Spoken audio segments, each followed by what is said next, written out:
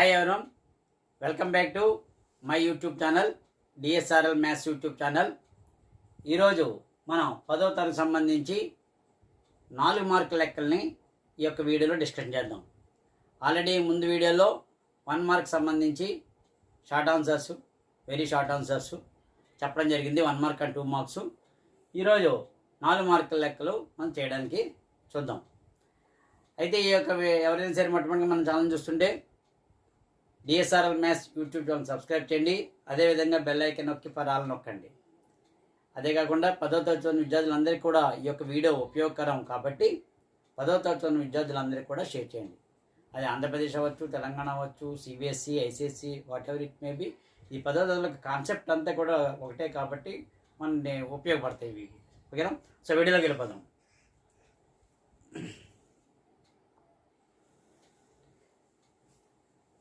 ఇందులో first question కనుక మనం చూసుకుంటే 1 card is drawn a well shuffled deck of 52 cards.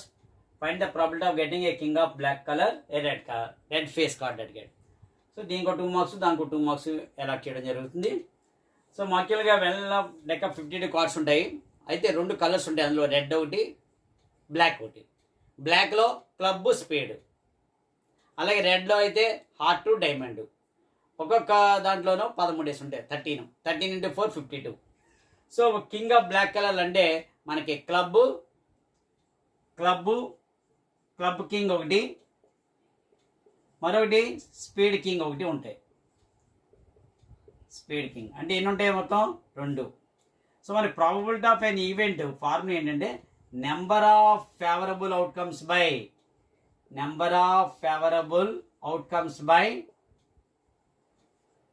Total number of outcomes. ప్రతిదానికి కూడా ఫార్ములా రాయాలి మీరు. టోటల్ నెంబర్ ఆఫ్ అవుట్కమ్స్ గుర్తుపెట్టుకోవాలి. కింగ్ అన్నప్పుడు కే అనమాట మనకి. యాక్చువల్గా ఏ ఆసు 1, దాన్ని 1 అనుకుంటాం. 2, 3, 4, 5, 6, 7, 8, 9, 10 ఉంటుంది. తర్వాత జే, క్యూ, కే అవి ఫేస్ కార్డ్స్. జే అంటే జాక్, క్యూ అంటే క్వీన్, కే అంటే కింగ్. సో బ్లాక్ కలర్స్ 2 ఉంటాయి. ఇది క్లబ్ ఒకటి, స్పేడ్ ఒకటి. ఇందులో కింగ్, అందులో కింగ్ ఉంటాయి. మొత్తం 2 ఉంటాయి. సో ఇక్కడ మనకి ప్రాబబిలిటీ ఆఫ్ ఇన్ ఈవెంట్ ఎంత అవుద్ది? ఫేవరబుల్ మనకి 2.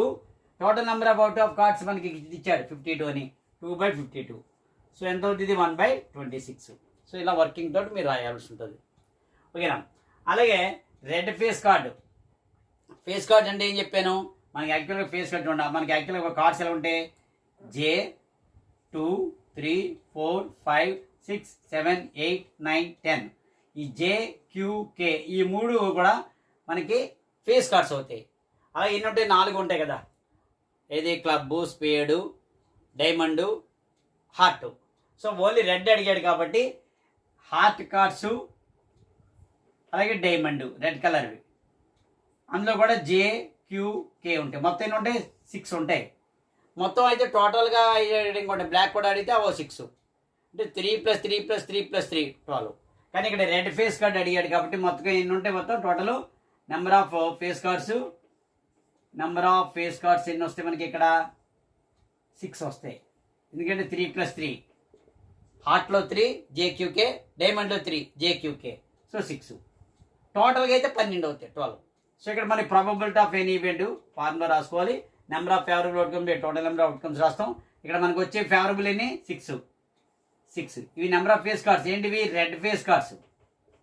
By total number of cards 52 వేసుకోవాలి. మనకి ఫేవరబుల్ అంటే మనకు కావాల్సింది, క్వశ్చన్లో అడిగింది. టోటల్ అవుట్కమ్స్ ఎన్ని వస్తాయో చూసుకోవాలి. 52 ఫార్ములా కూడా దీనికి కూడా రాయండి. 2 టేబుల్ 2 3s 2 26 అంటే ఎంత వచ్చింది? ఇది 3/26. ప్రాబబిలిటీ ఆఫ్ ఎన్ ఈవెంట్ ఎంత వచ్చింది?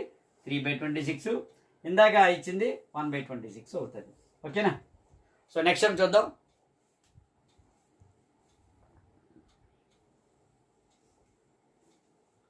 సెకండ్ క్వశ్చన్ చూసుకుంటే right the formula to find the mode of group data and explain the terms involved in it అని అడిగాడు. అంటే ముందుగా మనం మోడ్ ఫార్ములా రాయాలి. ప్రతి లెటరు ఏంటి సూచిస్తుందో రాయాలి మనం. అంటే మోడ్ ఫార్ములా ఏంటి? L + F1 - F0 / 2F1 - F0 - F2 × H. ఇందులో L అంటే lower boundary, lower boundary of the model class limit. అంటే మనకి ఇక్కడ ఇలా వస్తుంటాయి కదా continuation. 35 to 40, 40 to 45 lower limits. దీనికి యావరేజ్ తీసుకుంటాం. ఇందులో lower limit, upper limit, boundaries అన్నమాట. lower limit of the model class. F0, frequency of the class preceding the model class. F1, frequency of the model class. F2, frequency of the class exceeding the model class. So H అనేది class size. So ఈ ప్రతి లెటర్ని మనం explain చేస్తూ రాయాలి. ఓకేనా? దీనికి 4 మార్కులు. నెక్స్ట్ టైం చూద్దాం.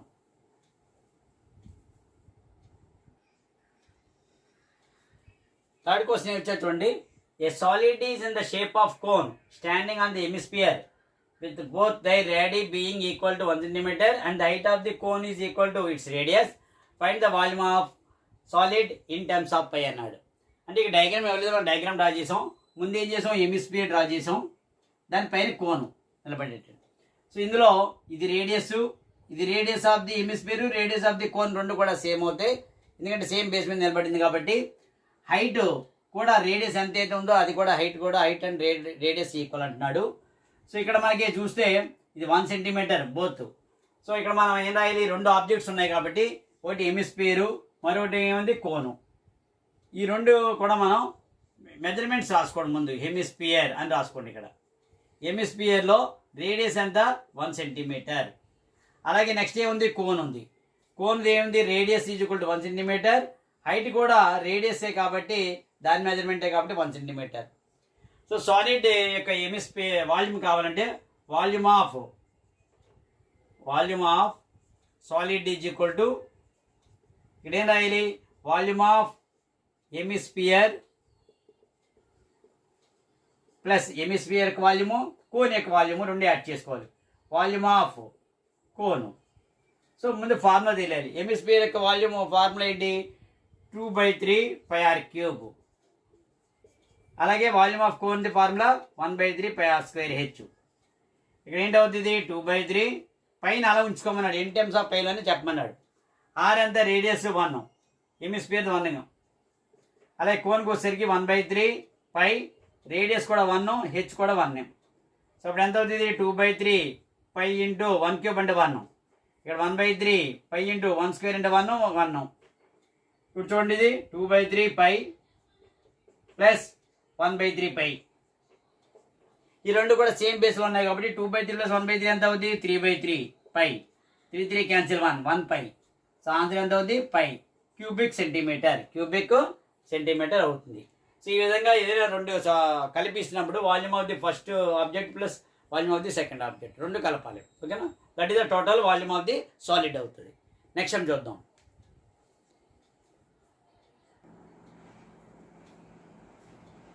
ఇక్కడ 4th వన్ కనుక చూసుకుంటే find 2 numbers whose sum is 27 and product is 182 అన్నాడు. సో ఇక్కడ మనం క్వాడ్రాటిక్ ఈక్వేషన్ నెంబర్ తీసుకుంటాం. లెట్ 1 number x అనుకోండి, లెట్ 1 number బి x. అప్పుడు అదర్ నెంబర్ ఎంత అవుద్ది,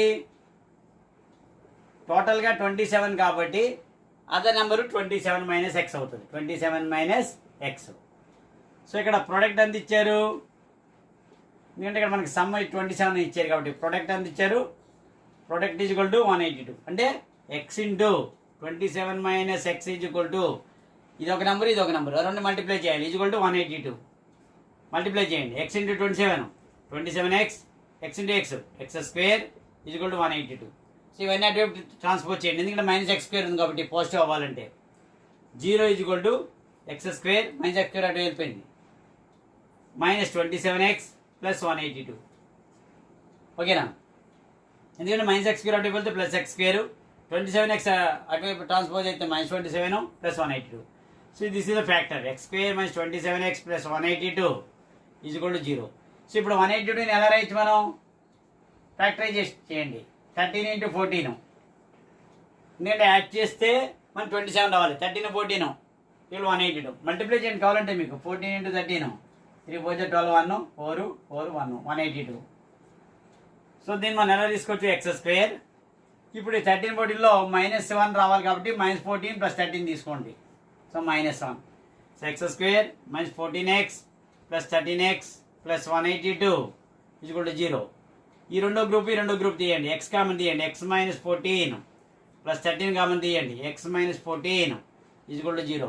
అంటే ఇక్కడ ఫ్యాక్టర్ వచ్చింది మనకి, ఎక్స్ మైనస్ 14 ఒక factor, other one X plus 13 ఒక ఫ్యాక్టరు. సో సో ఇప్పుడు x minus 14 equal to 0. What is x value? 14. అదే one x plus 13 is equal to 0. x is equal to -13. నెగిటివ్లో ఉండదు, ఎందుకంటే సమ్మ 27 ఇచ్చాడు కాబట్టి ఉండదు, కాబట్టి ఇది అవసరం లేదు మనకి. +14 తీసుకోండి. సో ఇప్పుడు 1 నెంబర్ ఎంత? x. 1 number is equal to x తగిలి 14. చాలామంది ఇక్కడతో ఆపేస్తారు, ఇలా చేయాలి. అదే నెంబర్ కూడా ఫైండ్ అవుట్ చేయాలి. అదర్ నెంబర్, ఎందుకంటే 14 13 చిన్నదని రాసేస్తారు, -13 రాస్తారు, అలా రాయకూడదు. So other number is equal to ఎంత? 27 - x, అంటే 27 - 14. ఇప్పుడు 13 వచ్చింది. సో 14 ఒకటి 13 ఒకటి. సో ఈ రెండు యాడ్ చేయండి, సమ్ము 27. 2 మల్టిప్లై చేయండి 182. సో ఈ రకంగా మనం తీసుకోవాలి. ఓకే, నెక్స్ట్ టైం చూద్దాం.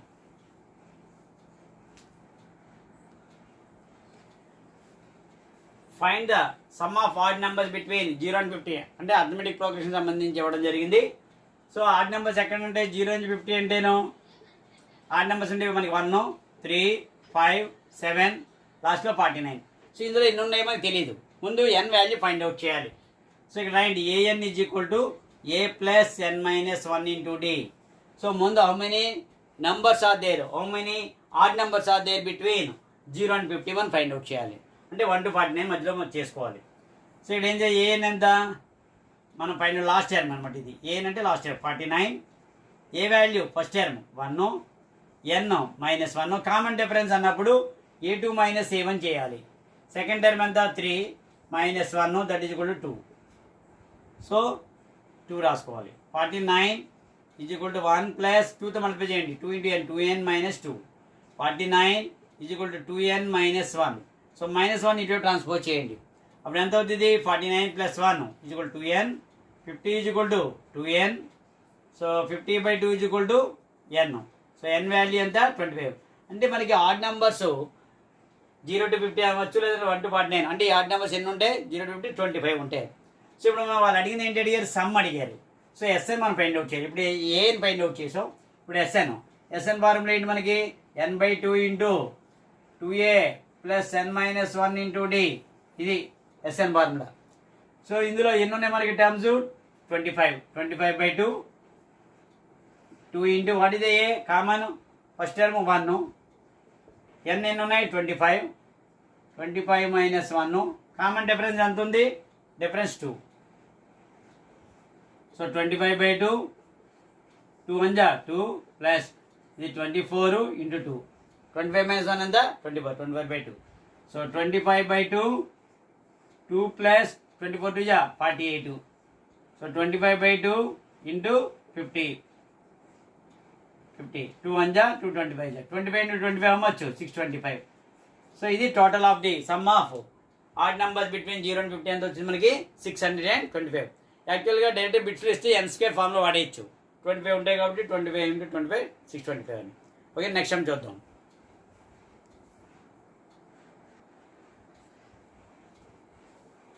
ఇక్కడ ఒక క్వశ్చన్ ఇవ్వడం జరిగింది. ఇది ఏంటంటే డయాగ్రామ్ బేస్డ్ క్వశ్చన్ ఇచ్చారు. క్వశ్చన్ ఏంటంటే చూద్దాం ఒకసారి. చూడండి, due to heavy Storm and electrical wire got bend as shown in the figure. ఒక ఎలక్ట్రికల్ వైర్ ఇలాగ బెండ్ అయిపోయింది స్టార్మ్ వల్ల, heavy Storm. It followed A mathematical shape లాగా వచ్చింది. So answer the following questions below. So ఈ యొక్క దీన్ని బట్టి x డాష్ y డాష్ ఇచ్చారు. ఆరిజిన్ ఇది ఇవన్నీ కూడా పాజిటివ్స్, ఇవన్నీ నెగిటివ్స్, ఇవన్నీ y యాక్సిస్, ఇదేమో x యాక్సిస్. సో ఒక డయాగ్రామ్ ఇస్తారు, ఆ డయాగ్రామ్ బేస్ చేసి క్వశ్చన్స్ ఇస్తారు. ఇందులో first question answer the following questions అన్నారు. నేమ్ ద, ఇక్కడ 4 క్వశ్చన్లు ఇచ్చారు, ఒకరికి 1 mark. Name the shape in which wire is bend. So wire ఇలా విధంగా బెండ్ అయిపోయింది. సో దాని యొక్క షేప్ అడుగుతున్నారు. ఇదేంటిది? U shaped. దాన్ని ఏమైనా పారాబోలా అంటారు, యూ మ్యాథమెటికల్ అంటే యూ షేప్డ్. దాన్ని ఏమంటే మనం పారాబోలా, మన పారాబోలా అని షేప్లో ఉంటాయి, U shaped. How many zeros are there for the polynomial? For the polynomial అంటే ఇక్కడ మనకి వైర్ ఏ షేప్లో వచ్చిందో అని. ఇక్కడ మనకి ఎప్పుడు కూడా జీరోస్ x మీద మనం తీసుకుంటాం, x మీద. సో x మీద ఎన్ని జీరోస్ ఉన్నాయి? ఎక్కడ ఇంటర్సెక్ట్ అయింది? ఇక్కడ -1 దగ్గర ఇంటర్సెక్ట్ అయింది, 3 దగ్గర ఉంటుంది. అంటే ఎన్ని చోట్ల? 2. సో 2 జీరోస్ అని రాయాలి. ఎన్ని zeros? 2 zeros. The zeros of the polynomial. ఏవి ఎక్కడ ఇంటర్సెక్ట్ అయ్యి రాయమంటున్నాడు. ఇక్కడ -1 దగ్గర ఇంటర్సెక్ట్ అయింది, 3 దగ్గర ఒకటి ఇంటర్సెక్ట్ అయింది. -1 అండ్ +3 అవి జీరోస్. ఓకేనా. సమ్ ఆఫ్ ది జీరోస్ అంటే ఏంటి? Alpha plus beta. మనకి -bb అనేది మనకి ఈక్వేషన్ అవసరం లేదు, ఇక్కడ వచ్చే ఆన్సర్లు ఆల్రెడీ వచ్చాయి కాబట్టి వాటిని యాడ్ చేసుకోండి. -1 +3 and then the +2. So this is the zero of the polynomial. అదే some of the zeros of the polynomial. So ఈ విధంగా బేస్ క్వశ్చన్ని డయాగ్రామ్ ఇవ్వడం జరుగుతుంది. డయాగ్రామ్ చూసి కంగారు పడద్దు. సో దాని మీద బేస్ అయ్యి క్వశ్చన్స్ ఇస్తాడు, ఒకదాని 1 మార్క్. Very easy. ఓకేనా. సో నెక్స్ట్ వీడియోలో మరికొన్ని సమ్లు మనం డిస్కస్ చేద్దాము, లాంగ్ ఆన్సర్స్ 8 మార్క్స్వి. సో ఈ యొక్క కంపల్సరీగా మీరు సబ్స్క్రైబ్ చేసి బెల్ ఐకాన్ నొక్కి పరాలు నొక్కితే నేను ఎప్పుడైతే కొత్త వీడియోని మీకు అప్లోడ్ చేయడం జరుగుతుందో అప్పుడు మీకు నోటిఫికేషన్ రూపంలో రావడం కూడా జరుగుతుంది. సో నెక్స్ట్ 8 మార్క్స్ సమ్స్ని మనం ఒక టాప్ 5 క్వశ్చన్స్ నెక్స్ట్ వీడియోలో చెప్పడం జరుగుతుంది. సో అందరూ కూడా ఈ యొక్క వీడియోని 10వ తరగతి చదువుతున్న విద్యార్థులందరికీ కూడా, మీకు తెలిసిన ఫ్రెండ్స్ అందరికీ కూడా షేర్ చేయండి. Thank you very much.